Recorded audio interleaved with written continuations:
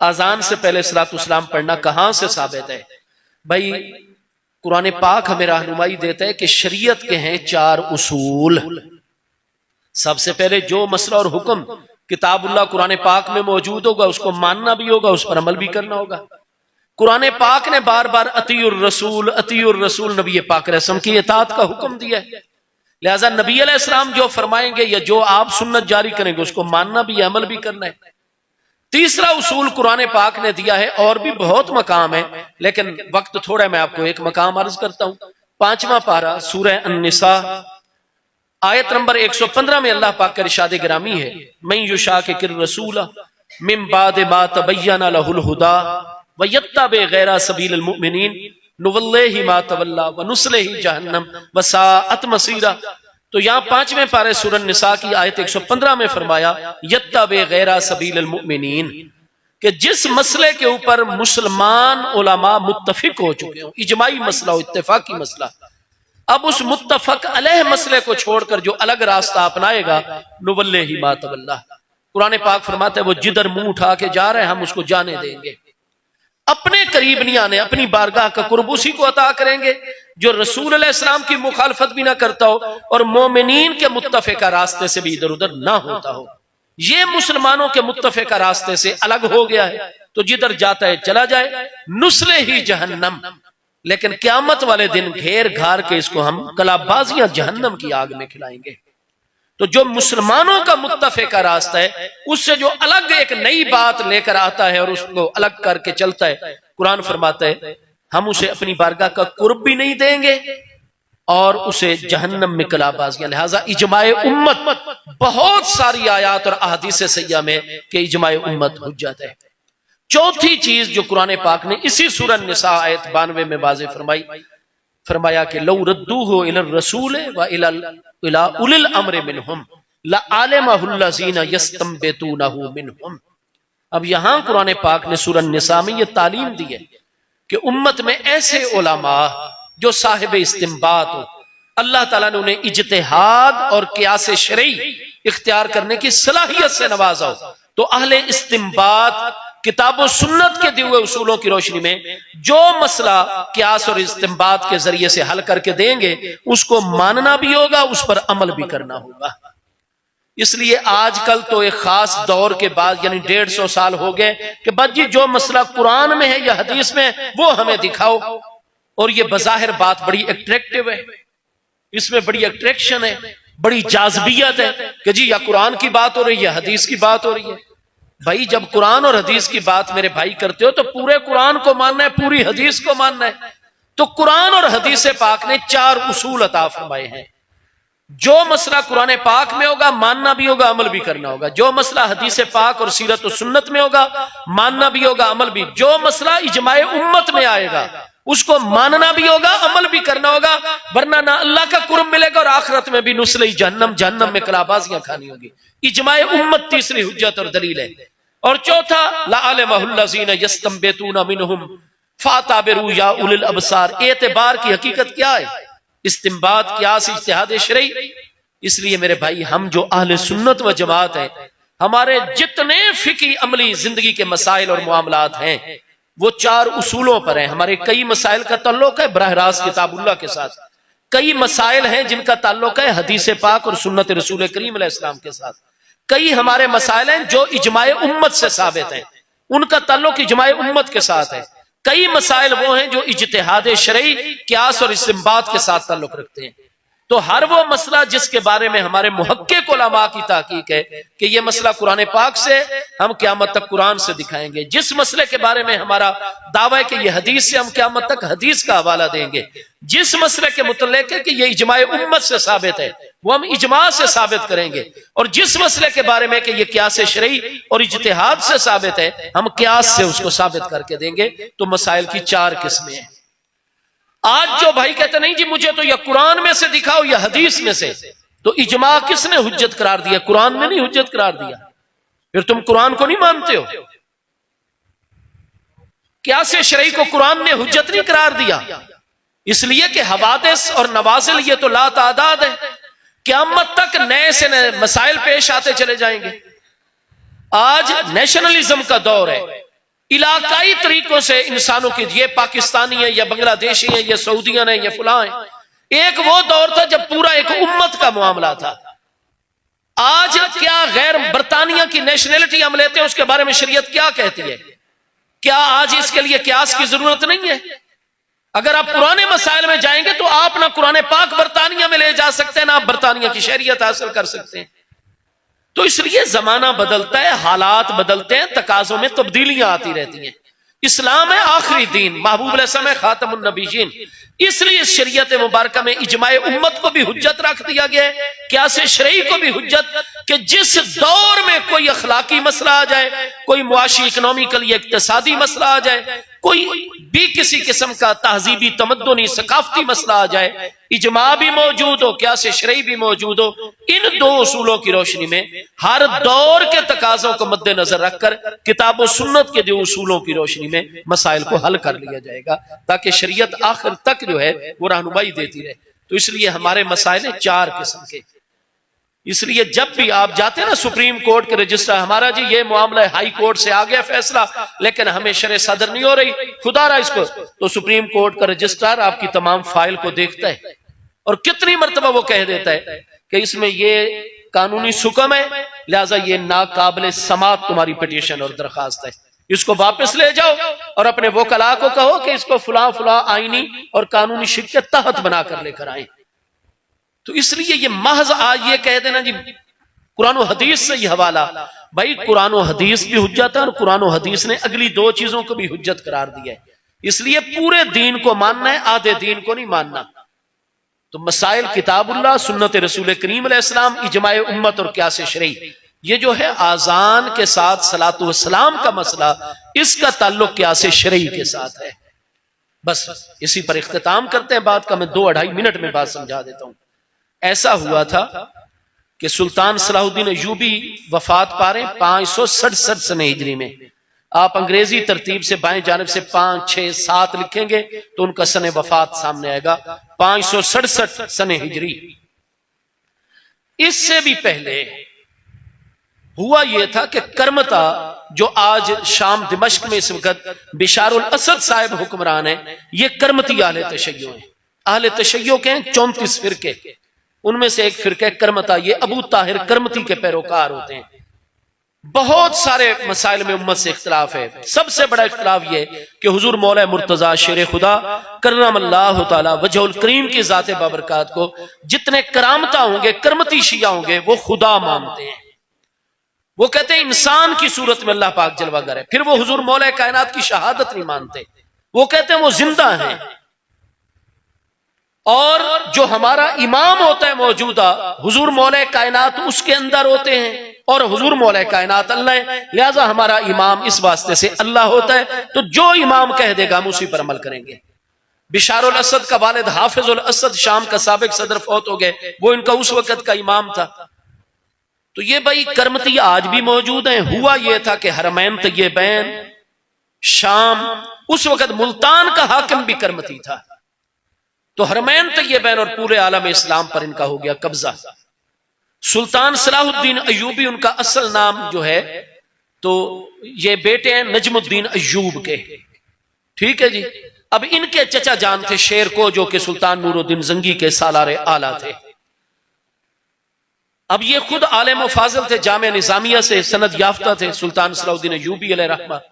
पहली जंगे सलीबी की, जो पहली सलीबी जंगे हैं, वो दौर मुकम्मल हो गया था।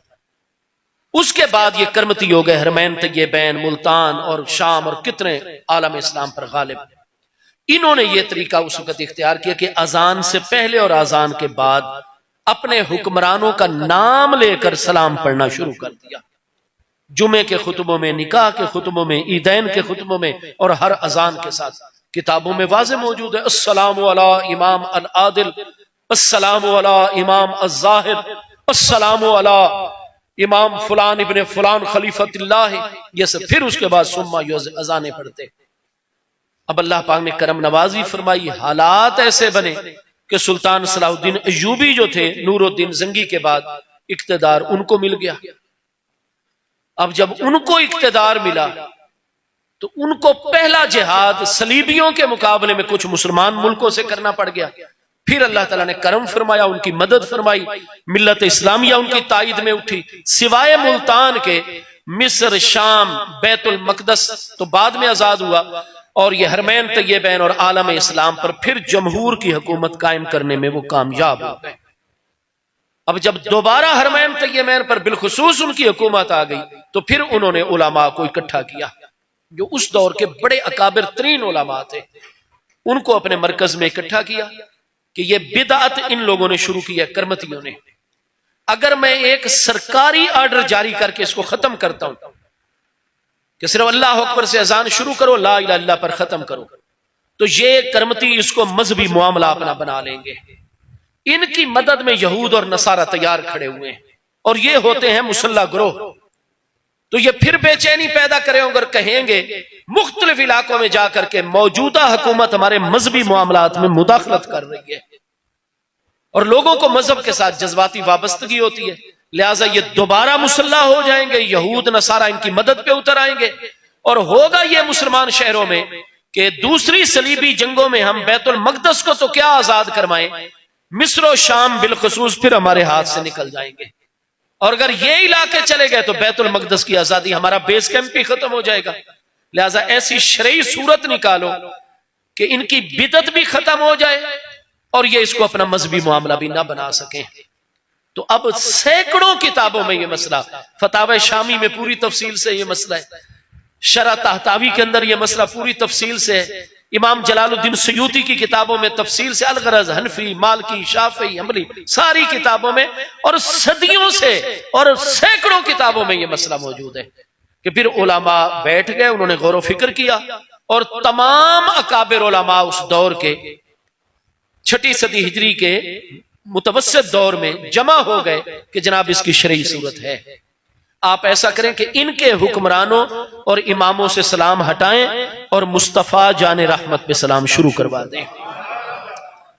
उस वक्त लोगों में हया थी, जब नबी पाक अलैहिस्सलाम का नाम आता था फिर सारे सर झुका जाते थे। तो सुल्तान खुद उन्होंने कहा यह बिल्कुल ठीक है, जब अस्सलातु वस्सलामु अलैका या सय्यदी या रसूल अल्लाह पढ़ा जाएगा अलैहिस्सलाम, कोई भी एतराज, कोई भी ये नहीं कहेगा कि भाई आप नबी अलैहिस्सलाम से सलाम हटाएं और हमारे बुजुर्गों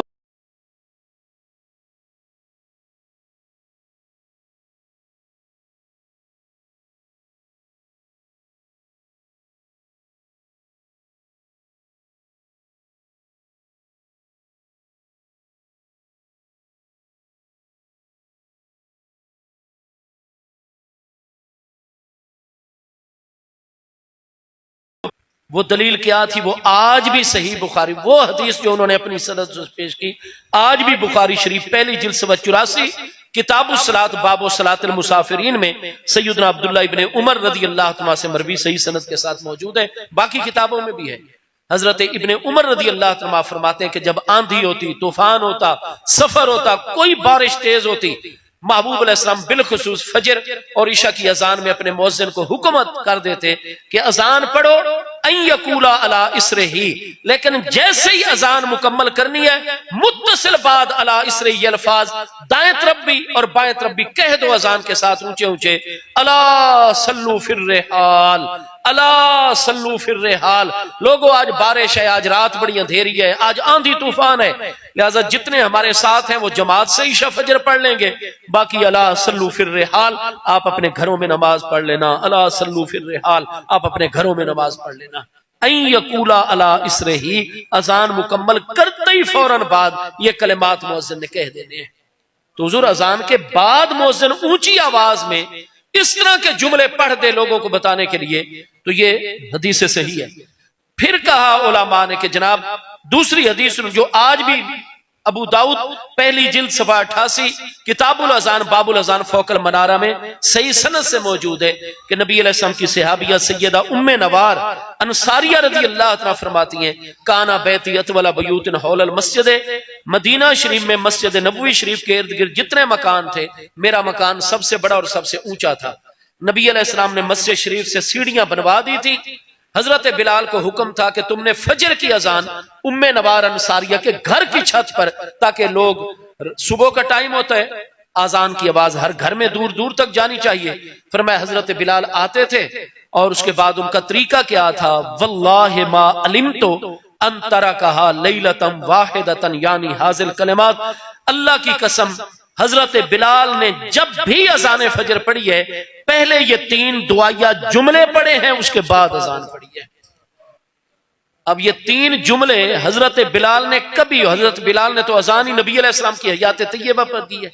महबूब का विसाल हुआ, जब महबूब नजर नहीं आते थे आलम ज़ाहिरा में, हजरत बिलाल मगलूबुल हाल हो जाते, हजरत अबू बकर से इजाजत लेकर वो शाम चले गए थे। एक मर्तबा महबूब ख्वाब में मिले, दौड़े आए और अजान का हुक्म हुआ और महबूब नहीं नजर आए तो बेहोश हो गए। बात मुकम्मल कर दूं 1 मिनट में। अलगरज हजरत बिलाल वो कौन से 3 दुआया, अबू दाऊद और कितनी किताबों में हदीस हसन मौजूद है। आप आकर अजान कैसे पढ़ते, अल्लाह अकबर से शुरू, लेकिन उससे पहले 3 दुआया जुमले हमेशा पढ़ते। अल्लाहुम्मा इन्नी अहमदुका वस्ताईनुका अला कुरैश अय्युकीमू दीनक सुम्मा युअज़्ज़िनु अल्लाहु अकबर, अल्लाहु अकबर, अजान शुरू कर देते। इतनी ऊंची आवाज से ये 3 दुआया जुमले पढ़ते कि खवातीन घरों में सुनती हैं और उसको याद रखती हैं और ये कहती हैं कि अल्लाह की कसम कोई एक भी अजान फजर ऐसी नहीं जिसमें हजरत बिलाल ने अजान तो दी हो लेकिन ये 3 दुआया जुमले ना पढ़े हो। अल्लाहुम्मा इन्नी अहमदुका, अल्लाह पाक बेशक मैं तेरी हम्द बजा लाता हूं, वस्ताईनुका अला कुरैश, और कुरैश के बारे में तुझसे इस्तियानत और मदद तलब करता हूं। अय्युकीमू दीनक, या अल्लाह तू तौफीक अता फरमा मक्का के सारे कुरैशियों को ताकि वो दीन ईमान ले भी और ईमान पर कामिल भी रहें, क्योंकि सारे अरब इनकी पैरवी करते हैं। अय्युकीमू दीना का, जब सारे कुरैश ईमान लाएंगे रूए जमीन पर और जजीरा नुमा अरब पर बिलखुसूस तेरे दीन को कायम और गालिब कर देंगे। ये दुआया कलिमात पढ़ते फिर उसके बाद अजान पढ़ते। अब इससे उलमा ने कहा जी हदीसे सही और हसन से साबित है कि अजान से पहले 3 दुआया जुमले हों या अजान के बाद 2 अरबी में जुमले हों। अगर अमीरुल मोमिनीन का हुक्म हो जाए या फकीह वक्त का हुक्म हो जाए तो ये अजान में इजाफा नहीं होता, बिल्कुल जायज है, ये क्यास है इस बात का। तो अल्लाह ताला ने सुल्तान को शरे सदर दी। आप ये फतावा शामी और बड़ी बड़ी जो किताबें इनमें आप अजान के बाब में देख लें, वो सन भी लिखा हुआ है, वो तारीख भी लिखी हुई है और वो अजान मगरिब भी लिखी हुई है, जिसमें सबसे पहले अस्सलातु वस्सलामु अलैका या सय्यदी या रसूल अल्लाह व अला आलिका व अस्हाबिका या सय्यदी या हबीबल्लाह कहकर सलातु वस्सलाम पढ़ा गया। अब उलमा बाद वाले क्या थे, इमाम जलालुद्दीन सुयूती जैसे मुहक्किकीनों, अल्लामा शामी जैसे मुहक्किकीनों, अल्लामा सैयद अहमद तहतावी जैसे, शाफी, मालकी, हम्बली, हनफी, सब उलमा का हर दौर में आप जिस सदी की किताब उठाएंगे आपको हिंदुस्तान की किताबों में, अरब की सब में मिलेगा कि हाज़िही बिदअतुन सालिहतुन, हाँ जी, युजरू अलैहा फाइलुहा बेहुस्न नियत। इमाम सुयूती के अल्फाज हैं मिनल बिदअल हसनतिल्लती युजरू अलैहा फाइलुहा बेहुस्न नियति। फरमाया ये है नया काम। नबी अलैहिस्सलाम के दौर में अजान से पहले दुआया कलिमात पढ़े गए, अजान के बाद आंधी तूफान के मौके पर जब जरूरत पड़ी मुअज्जिन ने कलिमात पढ़े। सलातु वस्सलाम के अल्फाज नहीं थे, लेकिन चूंकि नबी अलैहिस्सलाम के हुक्म पर पहले भी अल्फाज पढ़े गए बाद में भी, इसलिए जिस दौर में जरूरत लाहिक हो जाएगी, अगर अमीरुल मोमिनीन हुक्म दे या कोई फकीह वक्त हुक्म दे और मुअज्जिन अजान से पहले या बाद कोई कलिमात पढ़ देगा तो अजान ही रहेगी, अल्लाह अकबर से शुरू होगी ला इलाहा इल्लल्लाह पर, लेकिन उससे पहले या बाद में अरबी में अल्फाज पढ़े जाएं तो ये नाजायज नहीं है, बल्कि नबी अलैहिस्सलाम के हुक्म पर कलिमात अदा किए गए हैं। फिर मुस्लिम शरीफ पहली जिल्द किताबुल जुमा में पढ़ेंगे, जुमेरात को बड़ी शदीद हजरत अब्दुल्ला इब्न अब्बास के दौर में खुलाफाए राशिदीन के भी शहादतों के बाद बारिश हुई। आपने जब जुमे की अजान हो लगी मुअज्जिन को हुक्म दे दिया कि आज मदीना तैयबा की गलियों में बहुत ज्यादा कीचड़ है, वाहल है, बूढ़े बुजुर्ग आएंगे, गिरेंगे, उनकी हड्डियां टूट जाएंगी, लिहाजा अय्यकूला इंदल है अलाते, अजान पढ़नी है, साथ ही कह देना है अला सल्लू फी रिहालिकुम, अला सल्लू फी रिहालिकुम। लोगों कीचड़ बहुत ज्यादा है, हम जितने मौजूद हैं हम जुमा पढ़ लेंगे, बाकी जो नहीं आ सकते वो तकलीफ ना करें, अपने कपड़े खराब ना करें, खतरे में अपने आप को ना डालें, अपने घरों में जोहर की नमाज पढ़ लें। कुछ नए हजरात आए हुए थे, मुस्लिम शरीफ की यह हदीस पढ़ रहा हूं, उन्होंने तेज नजरों से हजरत अब्दुल्ला इब्न अब्बास की तरफ देखा कि हुजूर ये आप क्या, लोग जुमा घर में पढ़ लें, जोहर घर में पढ़े और इधर ना आए। आपने जब देखा कि लोग नए हैं और मुझे हैरानी से देख रहे हैं, मुस्लिम शीम में अल्फाज हैं, आपने फरमाया मेरी तरफ तेज नजरों से ना देखो, इन कुल तो लहू, अगर मैंने मुअज्जिन को अजान के साथ ये कलिमात पढ़ने का हुक्म दिया तो फकद कालहू मन होवा खैरु मिन्नी। जब इस तरह के हालात बनते थे तो जो मुझसे भी अफसल हस्ती थी हजरत उमर रदी अल्लाह तआला, वो भी इन हालात में अपने मुअज्जिन को कह दिया करते थे कि अजान के साथ ये कलिमात पढ़ दो ऊंची आवाज से। इसलिए उलमा ने क़यास से काम लिया। मकीस अलैहि नबी अलैहिस्सलाम और हजरत उमर, हजरत इब्ने अब्बास की हदीसें सहिया, इनमें है कि जब जरूरत हो अजान से पहले अजान के बाद, तो चूंकि उस वक्त करमतियों का फितना खत्म करना मकसूद था, लिहाजा मुस्तफ़ा जाने रहमत पे सलातो सलाम शुरू हो गया और कुछ अरसे के बाद जंगे सलीबी हुई दुवम, और उसके नतीजे में 80 साल या 85 साल के बाद दोबारा बैतुल मक़दस मुसलमानों को अता हो गया अल्लाह की रहमत से। अलगरज हर दौर के उलमा का फतवा है और नबी अलैहिस्सलाम का चूंकि हुक्म था, दौर खिलाफत राशिदा में हुआ है। खुलाफाए राशिदीन के बाद हजरत इब्ने अब्बास जैसे फकीह तर्जुमानुल कुरान प्यारे सहाबी ने हुक्म दिया है कि जब जरूर